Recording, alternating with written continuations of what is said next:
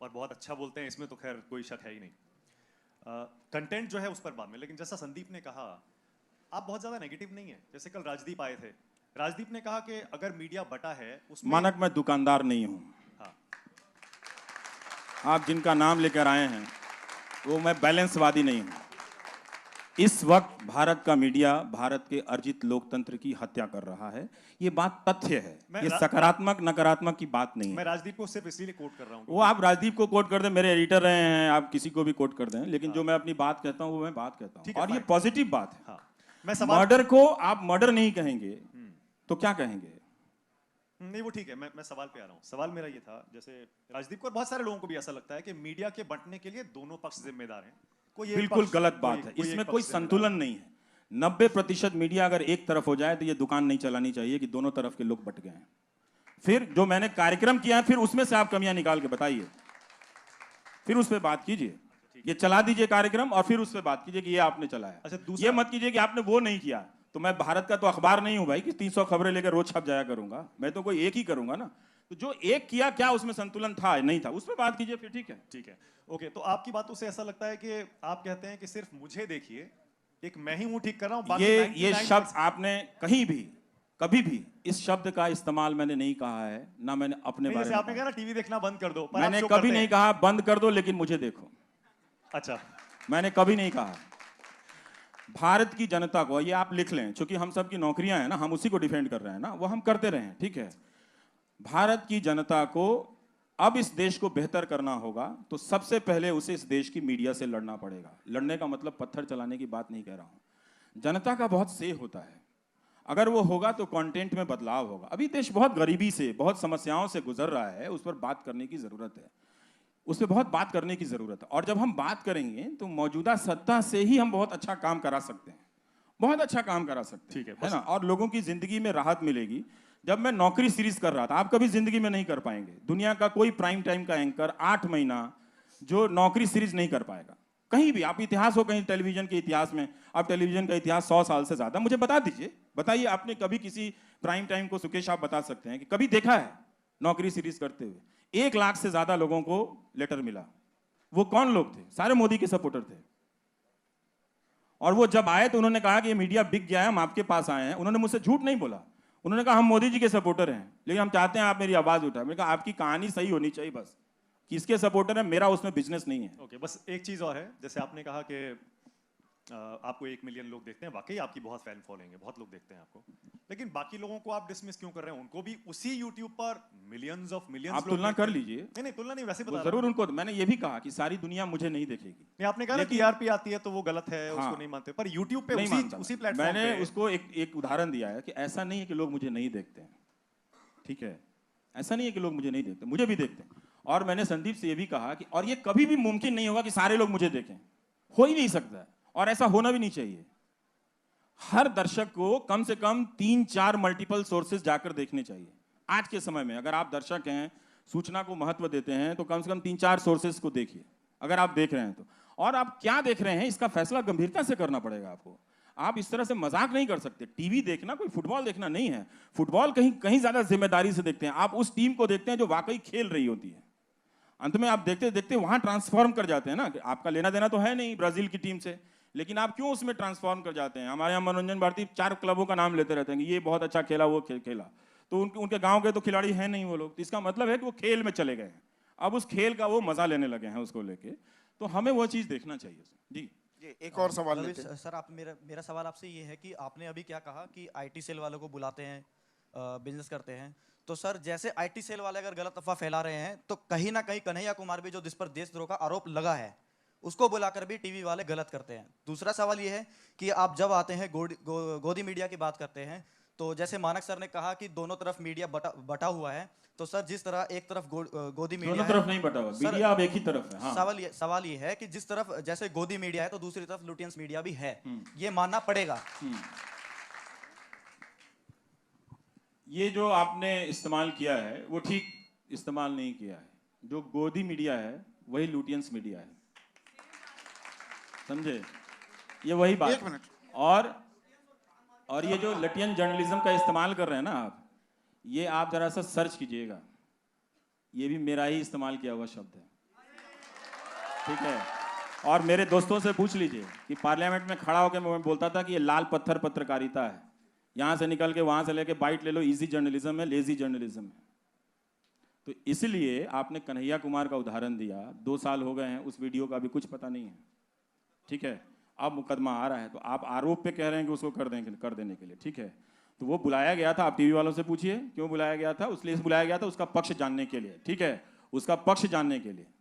अगर कोई नारा लगा देने से, इस देश में सुप्रीम कोर्ट का कानून भी तो है, देश का कानून भी है, वो देशद्रोही नहीं हो जाता, वो नहीं होता तब भी लोग उसको देशद्रोही कह रहे हैं। नहीं, यहाँ पर भी रवीश एक और दिक्कत हो गई है, ये देशद्रोह, राजद्रोह और देशद्रोह में फर्क ही मिट गया है। आप सरकार के खिलाफ आवाज उठाएं, राजद्रोह कर रहे हैं, आप देशद्रोह नहीं कर रहे हैं, पर ये अंतर मिट चुका है आज की तारीख में। मतलब अब तो आज का अगर माहौल होता तो लोग इमरजेंसी के समय सुप्रीम कोर्ट जिस तरह से झुक गया था उसकी आलोचना ही नहीं कर पाते, आज का अगर माहौल होता तो। लेकिन तब आलोचना हुई थी, खन्ना साहब एक जज थे जो खड़े हुए, तो उनका इतिहास में नाम है ना, इसीलिए चीफ जस्टिस नहीं बन पाए, इसीलिए चीफ जस्टिस नहीं बन पाए क्योंकि वो खड़े नहीं बन पाए। लेकिन तब लोगों की निगाह थी कि सुप्रीम कोर्ट में कुछ गलत हुआ है, और आज जनता चली आती है कि आप क्यों बोल रहे हैं। तो जब सोशल ऑर्डर खत्म हो जाएगा दोस्त, तो फिर आप एक जर्नलिस्ट के रूप में परफॉर्म नहीं कर पाओगे। एक और सवाल लेते हैं जी।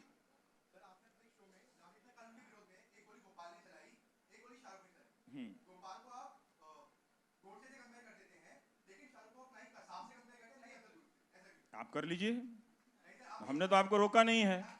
ऐसा है, उसका कॉन्टेक्स्ट है, मैं बताता हूं, उसका कॉन्टेक्स्ट है। वो गोली 30 जनवरी को चला रहा था। 30 जनवरी का दिन जानते हैं आप कौन सा दिन है, ठीक है। तो उसका एक कॉन्टेक्स्ट है। अगर आप इस बाइनरी में खेल खेलना चाहते हैं तब तो आप उस प्रोपेगेंडा के शिकार हो चुके हैं ना। उस दिन, जिस दिन गांधी जी की हत्या हुई थी, और फिर आप देख लीजिए कि वो किस तरह की बातें कर रहा है, आके अंत में गोली चला रहा है। तो गोडसे से क्या मतलब, आपको उससे आपत्ति है कि गोडसे से क्यों नहीं कंपेयर किया हमने? हाँ, इसलिए कि उसकी कोई जानकारी नहीं है। अभी भी पुलिस कह रही है कि उसकी कोई, हमारे पास कोई खास उसके आपराधिक रिकॉर्ड की जानकारी नहीं है, लेकिन हम तो पहले दिन से कह रहे थे कि इसको पकड़ना चाहिए, इसको छोड़ना नहीं चाहिए। ये कैसे चला आया, मैं तो खुद ही दंग रह गया था कि ये हालत हो गई है। क्योंकि आपने पहले जो 2 लोग गोली चलाए थे तो उसके समक्ष पक्ष में लोग खड़े हो गए थे। आपने वो देखा था कि जब उस लड़के ने गोली चलाई थी वहां पे, वो तो नाबालिग है ना, तो उसके पक्ष में कितने लोग खड़े हो गए? आप उसके पक्ष में बात कर रहे हैं। एक मिनट अब एक और सवाल सर एक क्वेश्चन लास्ट 2 है, क्वेश्चन। पत्रकारिता की बात हमेशा होती रहती है, आप बताइए हम किस चीज को पत्रकार माने? एक पक्ष दिन भर मोदी की तारीफ दिखाता है और रात में वही प्राइम टाइम में एक तरफ बुराई दिखाई जाती है। तो पत्रकारिता का असली मतलब आज आप बता के जाइए कि सच दिन भर मोदी को दिखाएं। आपका जो हाल है आपको तो जिंदगी भर नहीं बता सकते हम। नहीं सर, हमें पता है ना, पत्रकारिता का मतलब हम भी पढ़े हैं सर। ऐसा है दोस्त, दोनों तरफ का दिखाना चाहिए। वो किस तरह का प्रोग्राम है। अब ऐसा है कि आप ये भी जानते हैं कि मेरा एक बहिष्कार है, ठीक है ना? नहीं, मेरा बहिष्कार है, नहीं उससे कोई फर्क नहीं। तो मैं लोकप्रियता के दबाव में अपनी बात थोड़ा, ऐसा थोड़ी है कि मैं छोड़ दूंगा कहना। कमाल है, यही चीज तो हमें समझना है कि एक दिन हमको अपने फैन के खिलाफ भी बात करना पड़ेगा। और मैं तो कहता हूं कभी किसी का फैन नहीं बनना चाहिए। आपको पता है ये लाइन किसने कही थी? और आपको पता है मैंने अपने ब्लॉग पे क्या लिखा है? कभी रवीश कुमार मत बनना। पढ़ा है आपने? पढ़िएगा, है ना? हाँ, एक्चुअल मतलब क्या होता है, न्यूज का क्या मतलब होता है, एनालिसिस का क्या मतलब होता है। हमने कहा ना कि आप वहां तुलना कर रहे हैं, आपने ये नहीं बताया कि वहां कौन सा प्रोग्राम चल रहा था, यहां कौन सा प्रोग्राम चल रहा था। वहां 2000 के नोट में नकली चिप बताए जा रहे थे, जीपीएस, उससे तुलना करना चाहते हैं आप? नहीं सर, बिल्कुल। तो किस चीज से तुलना करते हैं आप? उदाहरण देकर बात करते तो आपका सवाल और अच्छा हो सकता था, मैं फंस भी सकता था जी। एक और सवाल ले लेते हैं, लास्ट उदाहरण नहीं दिया। वो आप इधर बैलेंस वाला करने लगे। वही मैं जो मानक से कह रहा था, मैं दुकान नहीं चलाता हूँ, मैं अपना करता हूँ। तो अगर आपको मुझसे सवाल पूछना है तो मेरे शो पे रिसर्च कीजिए। क्या मेरा शो आलोचनाओं से परे है? बिल्कुल ही नहीं है, बिल्कुल नहीं है। अब एक और सवाल क्या हो सकता है? आप बताइए कि 10 लाख लड़के जो अलग अलग परीक्षाओं में फंसे हुए हैं और उनको नौकरी नहीं मिले, उस पर मैं 6 महीना करता हूं तो एक तरफा कैसे है दोस्त? आखिरी सवाल रवीश, आपके गांव कस्बे जहां से आप आए हैं, यूनिवर्सिटियां बर्बाद हो गई हैं, अगर मैं 30 दिन उस पे करता हूं तो उसमें क्या एक तरफा है? किस चीज का एक तरफा है? सर एक क्वेश्चन है सर, आपने पार्टीशन की बात की। जब भारत बना आज़ादी के बाद, ऐसा भारत हमारा विजन बहुत ब्रॉड था। हम गुटनिरपेक्षता की बात करते थे, लेने से ज़्यादा दुगना देने की बात करते थे, पंचशील। लेकिन उसके बाद हमने इमरजेंसी भी देखी, कई सारे ऐसे फेजेस भी देखे, ग्लोबलाइजेशन भी हुआ, और आज की हालत हम सब जानते हैं कि एक ऐसा नागरिक भी हम सब विश करते हैं एक कम्युनिटी को देश से बाहर निकालने का। तो सर ऐसा क्या हो गया कि हमारे देश का नेचर ही चेंज हो गया है? हमारा वो ब्रॉड विजन क्यों खो गया है? इतना नैरो विजन क्यों हो गया है सर हम? देखिए, इसके कुछ हिस्से का जवाब टेक्नोलॉजी तंत्र से दिया जा सकता है, एक नया तंत्र जो खड़ा हुआ उससे भी दिया जा सकता है, लेकिन हम लोग ये समझते हैं कि 15 अगस्त 1947 को भारत जिस रूप में आज़ाद हुआ, जिन सपनों के साथ आज़ाद हुआ, वो उसी दिन पूरे हो गए। ऐसा नहीं था। डेमोक्रेसी जो है वो कभी भी एक पैकेज प्रोडक्ट नहीं है। वो आज आपने सबने मिलकर जिस रूप में बनाया, हो सकता है कल वो खत्म हो जाए, तो आपको रोज इसको गढ़ना पड़ता है। कुम्हार की तरह रोज आके उसको मिट्टी चाक पर रखनी पड़ती है और उससे रोज बर्तन बनाना ही पड़ता है, उससे रोज दिया बनाना पड़ता है। तो एक दिन नहीं है। इसलिए है कि हम कभी कभी भटक जाते हैं, भटका दिए जाते हैं, और कई बार हम अपनी जिम्मेदारियों को बहुत लापरवाही से लेते हैं। लापरवाही से कि जनता को देखिए, मतदाता और नागरिक में बहुत फर्क है। आप मतदाता, आप मतदान कर दीजिए आप, लेकिन जैसे ही आप मतदान केंद्र से लौटते हैं आप मतदाता नहीं रह जाते हैं। लेकिन अब उस टेक्नोलॉजी के तंत्र से आपको हमारे जरिए भी एक पॉलिटिकल फोर्स में बदला जा रहा है, दुगनी तिगनी शक्तियों के जरिए। इसलिए आप किसी जर्नलिस्ट को घेर के मारने लगते हैं, और ये अब तो हर तरफ से हो रहा है। इसलिए मैं कह रहा था कि जो सोशल ऑर्डर कोलैप्स किया है, इसमें अब आपको पत्रकार के रूप में परफॉर्म करना बहुत मुश्किल होगा। पहले के दौर में हम जाते थे तो चाहे वो किसकी स्टोरी के खिलाफ लिख रहे हो या नहीं लिख रहे हो, उस आदमी को उससे मतलब नहीं था। मतलब ये था कि हमारे दरवाजे पे पत्रकार आया है तो पानी पिलाता था। तो लेकिन अब जब लोगों को पॉलिटिकल फोर्स में बदल दिया गया है, पॉलिटिकल पार्टी के लोग, उससे एफिलिएशन रखने वाले लोग, प्रधानमंत्री की डीपी लगाकर लाने वाले लोग गालियां दे रहे हैं उसमें, तो एक मंजूरी दी जा रही है। तो इस तरह के हुलिगनिज्म को कभी भी मान्यता नहीं मिली थी। राजनीतिक दल में ऐसे तत्व थे, जैसे शहाबुद्दीन का उदाहरण है, यूपी में भी बहुत तरह के इस तरह के डॉन हुए, इस तरह के बाहुबली होते थे।